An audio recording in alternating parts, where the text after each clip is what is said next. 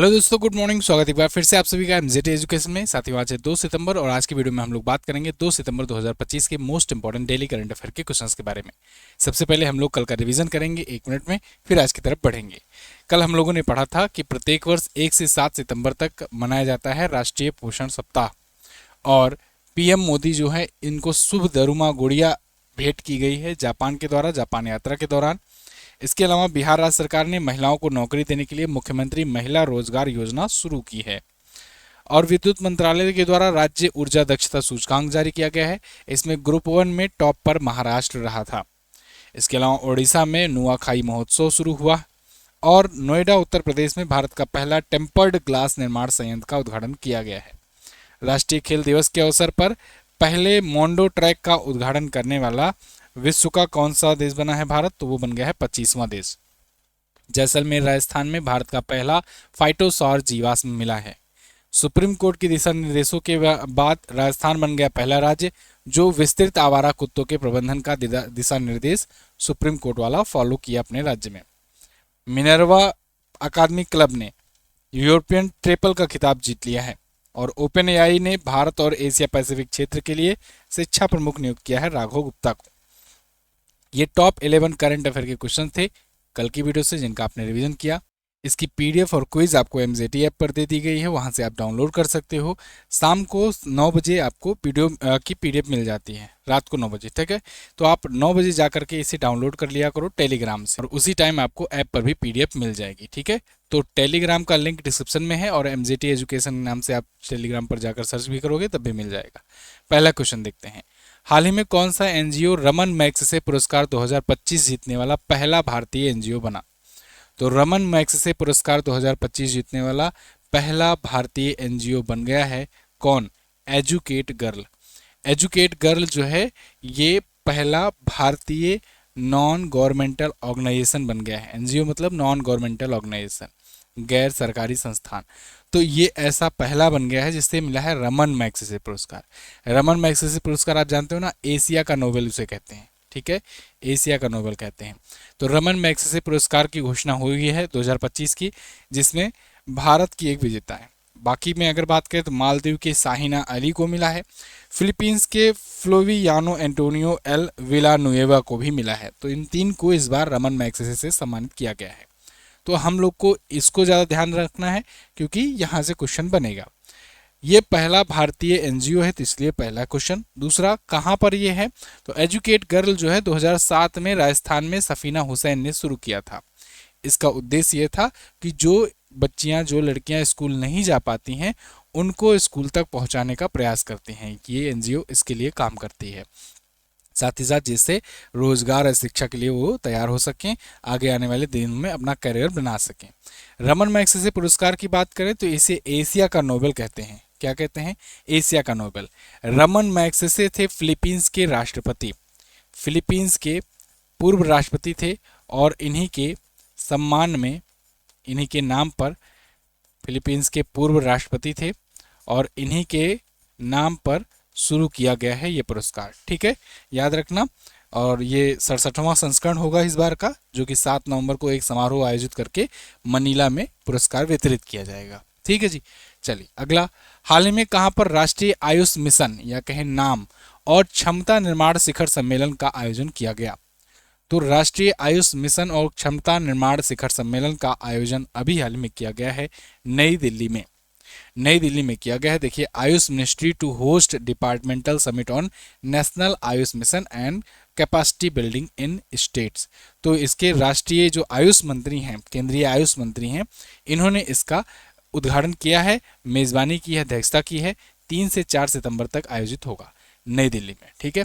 अच्छा, Semicon India मैं आपको पहले भी बता चुका हूं कि 2 सितंबर को जैसे ही पीएम वहां से लौटेंगे चाइना से, फिर उसके बाद आज उद्घाटन करेंगे। तो आज 2 सितंबर है, आज सेमिकॉन इंडिया भी आयोजित किया जाएगा, ठीक है। मैं आपको ये क्वेश्चन 3 दिन पहले ही बता चुका हूँ, तो आप पढ़े ही होंगे।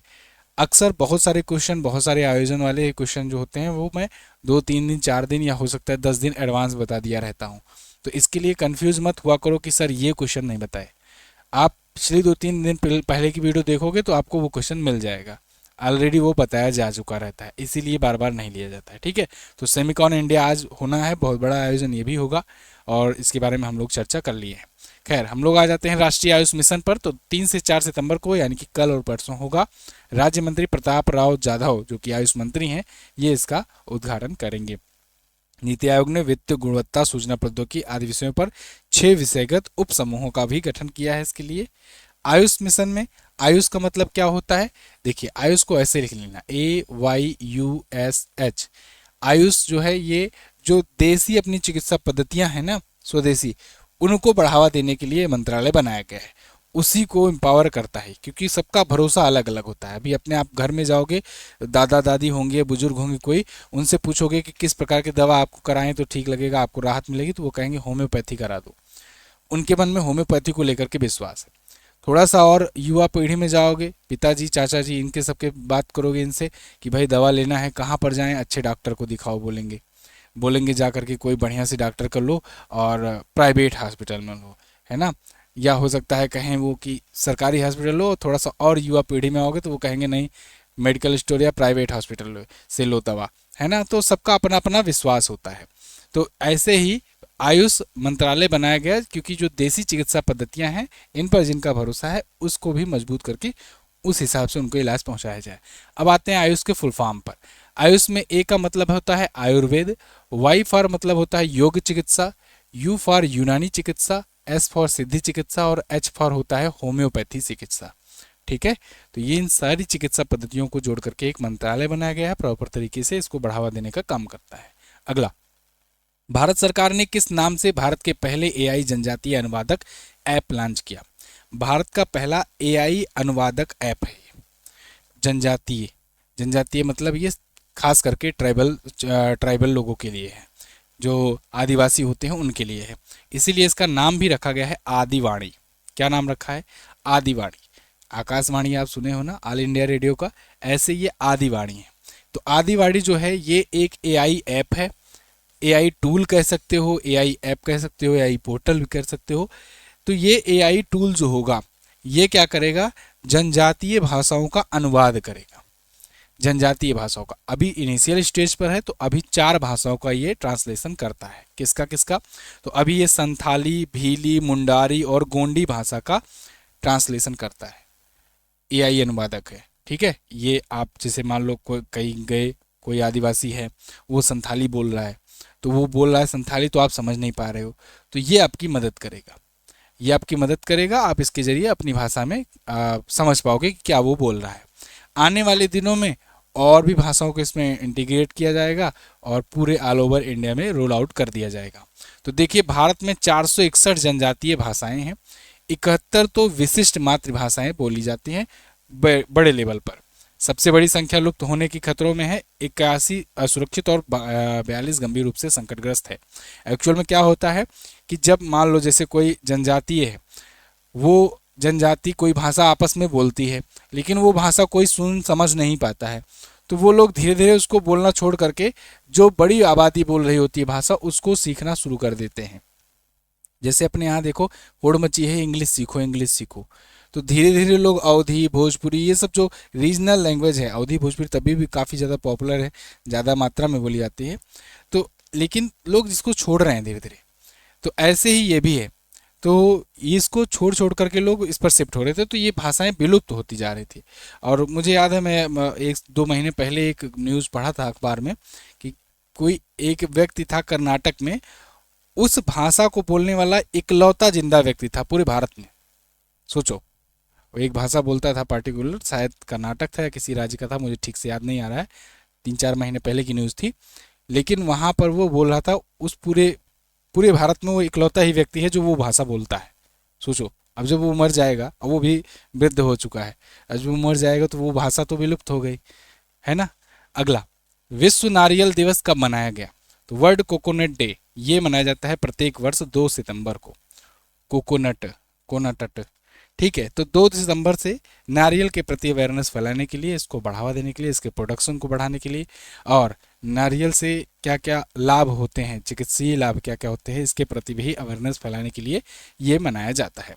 तो नारियल की खेती अगर आप देखोगे तो जो तटीय राज्य होते हैं ना, कोस्टल स्टेट्स होते हैं वहाँ पर ज़्यादा खेती होती है। Unleashing the power of the coconut inspiring global action, ये इस बार की इसकी थीम है।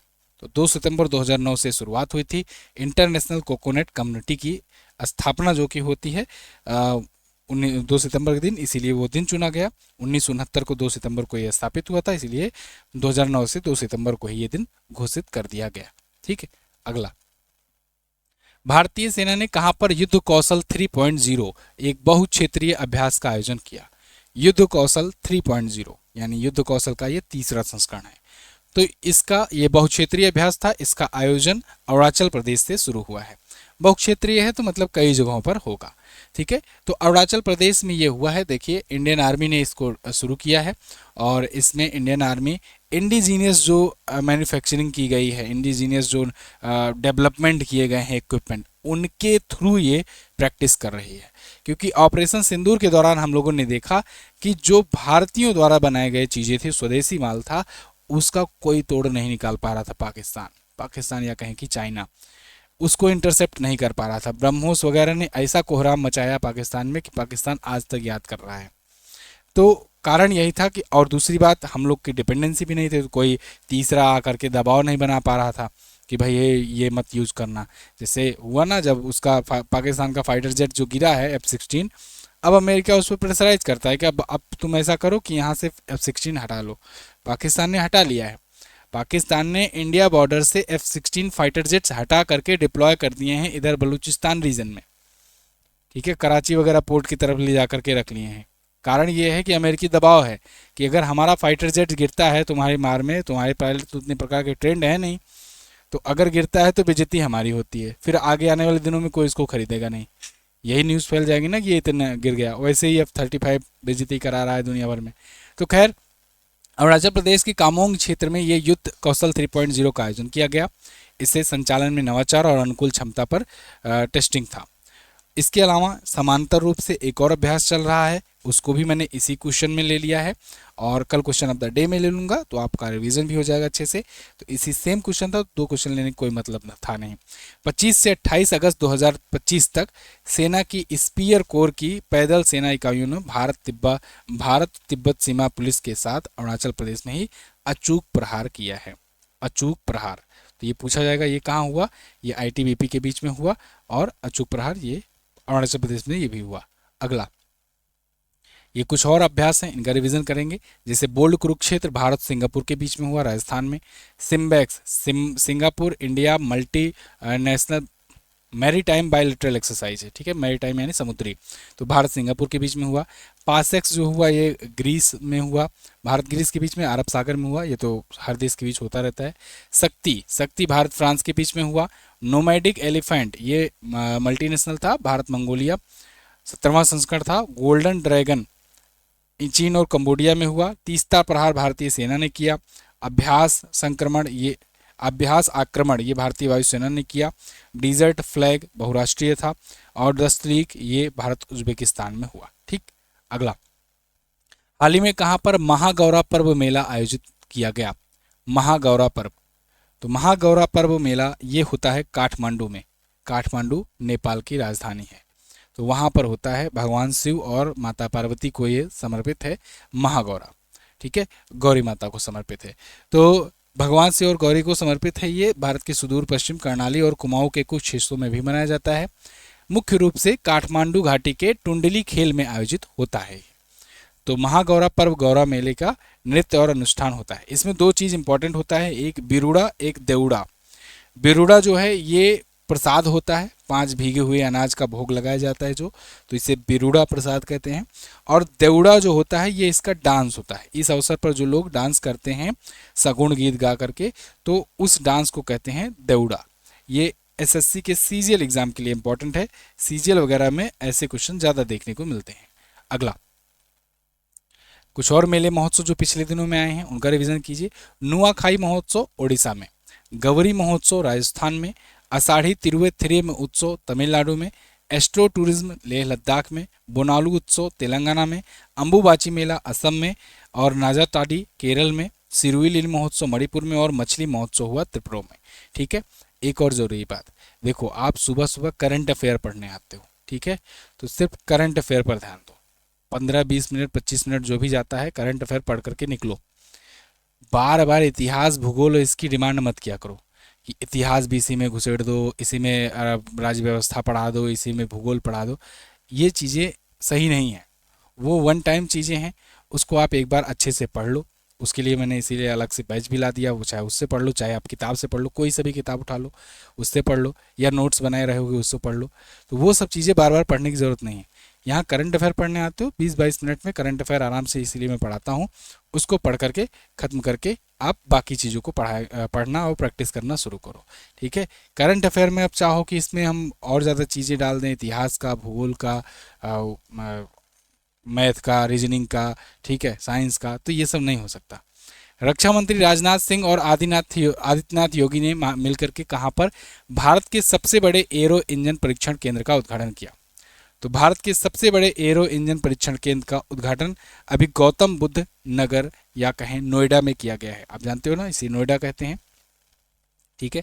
तो नोएडा भी उत्तर प्रदेश का ही एक जिला है, गौतम बुद्ध नगर के नाम से जिला जाना जाता है।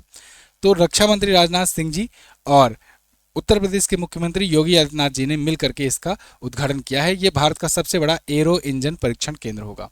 तो एरो इंजन परीक्षण केंद्र नाम से ही स्पष्ट है, एरो इंजन का ये टेस्टिंग केंद्र होगा, टेस्टिंग सेंटर होगा। जो भी एरो इंजन बनाएंगे डीआरडीओ वगैरह, तो उनका ये टेस्टिंग यहाँ पर हो सकेगा, ठीक है, अच्छे तरीके से। तो देखो ऑपरेशन सिंदूर के दौरान में प्रयुक्त होने वाले 3 उत्पाद डीआरडीओ ने 14 महीनों के अंदर अंदर तैयार कर दिए थे। उत्तर प्रदेश में 5,000 से ज़्यादा रोजगार सृजित होने का भी अनुमान है इससे। 600 से अधिक वैज्ञानिक और इंजीनियर जो हैं ये इसमें काम करेंगे। 2017 से शुरू हुआ था ये गौतम बुद्ध नगर नोएडा में, ठीक है। तो इसकी जो एम्फीबर इकाई है, एम्फीबर की इकाई, इसका उद्घाटन किया गया है, एक यूनिट है जो यहाँ उद्घाटन किया गया है। भारत कितने स्वर्ण पदकों के साथ 16वें एशियाई निशानेबाजी चैंपियनशिप 2025 में टॉप पर है? तो 16वां एशियाई निशानेबाजी चैंपियनशिप इस बार भारत ने टॉप किया है मेडल टेबल में भी।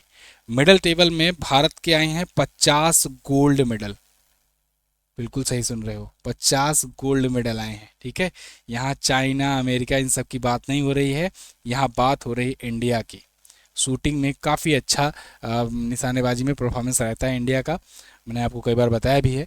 तो एशियाई निशानेबाजी चैंपियनशिप हुआ, 16वां संस्करण था इस बार का, और इस बार भारत ने टोटल 99 पदक जीते, जिसमें 50 तो यानी कि आधे से ज़्यादा तो गोल्ड था।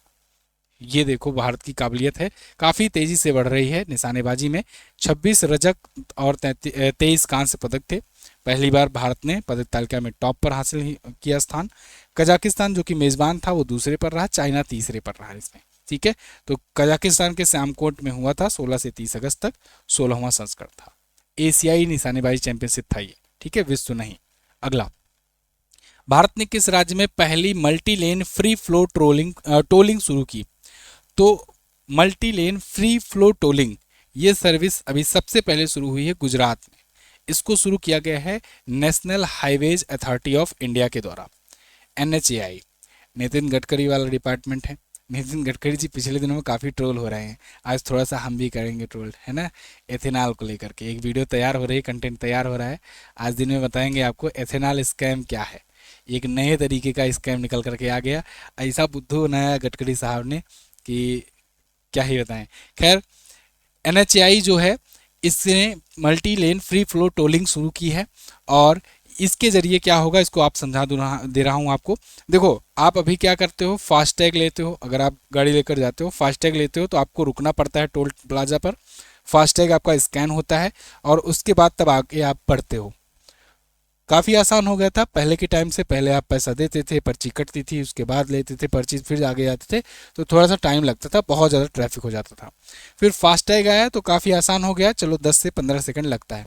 लेकिन अब और ज़्यादा आसान करने की इसकी कोशिश है NHAI की, कि अब multi lane free flow tolling शुरू की जाएगी, तो रुकना भी नहीं पड़ेगा, आराम से निकल जाओ। उसको कैसे करेंगे, ये लगाएंगे हाई रेजोल्यूशन वाले RFID कैमरे। RFID रीडर्स और ANPR कैमरे लगाएंगे। और इसके ज़रिए अभी शुरुआत में तो गुजरात में टेस्टिंग चल रही है, इसके ज़रिए आप कितनी भी स्पीड से आ रहे हो तो आपको बस हो सकता है स्पीड लिमिटर लगाया जाए और कहा जाए कि थोड़ा सा स्लो करना है, यहाँ पर स्लो करोगे उतने देर में वो स्कैन कर लेगा। तो मतलब रुकना बिल्कुल भी नहीं पड़ेगा। तो जो 10-11 सेकंड रुकना भी पड़ता था अब वो भी नहीं रुकना पड़ेगा। आप फ्री फ्लो टोलिंग का लाभ उठा पाओगे मल्टी लेन में। ठीक है, तो शुरुआत ये किया जा रहा है NHAI के तहत गुजरात में और NH48 पर किया जा रहा है। ठीक है, ये 84 शुल्क प्लाजा में सबसे पहले लगाया गया है NH48 पर, ये ध्यान रखना। दूसरा इसके बाद NH44 पर हरियाणा के घरौंदा में शुरू किया जाएगा। ICICI बैंक ने इसके साथ साझेदारी की हुई है और उसके बाद भी ये काम करेंगे। वैसे मैं आपको सैटेलाइट वाला सिस्टम भी शुरू कर बताया हुआ हूँ, इस पर एक वीडियो मैंने दिया था, आज से लगभग 1 साल हो गए हैं। तो सैटेलाइट वाला वो हालांकि आगे का विजनरी प्लान है कि सैटेलाइट से जैसे ही आप हाईवे पर या एक्सप्रेसवे पर चढ़ोगे वैसे ही सैटेलाइट के ज़रिए आपका GPS ट्रैकिंग करके कट जाएगा टोल। वो अभी फ्यूचरिस्टिक प्लान है, अभी नहीं शुरू हुआ है, लेकिन अभी ये तो फिलहाल के लिए शुरू कर दिया गया है। National highways authority of India की बात करें तो 1995 में स्थापना हुई थी, नई दिल्ली में हेडक्वार्टर है, संतोष कुमार यादव इसके अध्यक्ष हैं। आज का लास्ट क्वेश्चन, ICC ने महिला क्रिकेट को बढ़ावा देने के लिए हाल ही में निम्न में से किसके साथ साझेदारी की है? तो ICC ने महिला क्रिकेट को बढ़ावा देने के लिए गूगल के साथ साझेदारी की है। गूगल क्या करेगा कि अपने डूडल बना बना करके कैंपेनिंग करेगा, महिला क्रिकेट को बढ़ावा देगा। खास करके जो T20 वर्ल्ड कप आने वाले हैं, जैसे महिला विश्व कप 2025 का है भारत श्रीलंका के बीच में, और T20 वर्ल्ड कप 2026 वाला है इंग्लैंड वेल्स में होगा, इन दोनों को प्रमोट करेगा। ठीक है, तो ICC ने डायरेक्ट गूगल के साथ साझेदारी की हुई है महिला क्रिकेट को बढ़ावा देने के लिए। बाकी ICC द्वारा यूनिलीवर के साथ भी मिलकर के कॉरपोरेट समर्थन का विस्तार किया जा रहा है। गूगल के बारे में बात करें तो 1998 में स्थापना हुई थी, लैरी पेज इसके संस्थापक हैं, सुंदर पिचाई इसके CEO हैं। ठीक है, ICC की अगर बात करें तो जय शाह इसके अध्यक्ष हैं, 1909 में इसकी स्थापना हुई थी और दुबई में हेडक्वार्टर है, इंटरनेशनल क्रिकेट काउंसिल से कहते हैं फुल फॉर्म में। तो ये थे साथियों आज के दिन के टॉप 10 करंट अफेयर के क्वेश्चन। इसकी PDF आपको मिलेगी टेलीग्राम पर, डिटेल वाली। MJT एजुकेशन टेलीग्राम ग्रुप आप ज्वाइन करो, वहीं पर आपको बाकी जो ट्रेनिंग टॉपिक की वीडियो बनती है उसकी भी PDF मिल जाएगी। इसके अलावा क्विज़ भी कराई जाती है और क्विज़ जनवरी से लेकर के रैंडमाइज कराई जा रही है, तो आप बेहतरीन रिवीजन कर सकते हो टेलीग्राम पर। डेली 10 क्वेश्चन कराया जाता है, बहुत ज़्यादा हैवी नहीं, 10 क्वेश्चन का क्विज आपको यहाँ पर मिलेगा।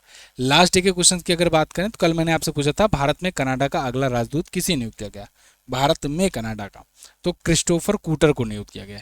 दिनेश पटनायक जो हैं ये कनाडा में भारत के नियुक्त हुए हैं। ठीक है, तो दोनों याद रखना। अंतर्राष्ट्रीय मुद्रा कोष में शामिल सदस्य देशों की संख्या 189 है आज के टाइम पर। आज आपको क्या बताना है कि 2025 में मनाए गए राष्ट्रीय पोषण माह की थीम क्या है?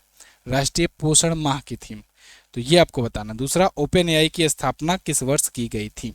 दोनों क्वेश्चंस के बारे में जो भी पता होगा उसको डिटेल से आंसर करना। जिनका क्वेश्चन डिटेल से ज़्यादा होगा उनको मैं दे दूंगा हर्ट, तो आप बाकी लोग भी उनसे तैयारी कर सकते हैं वो पढ़ करके। थैंक यू सो मच, मिलेंगे अगली क्लास में, तब तक के लिए नमस्कार, जय हिंद, वंदे मातरम।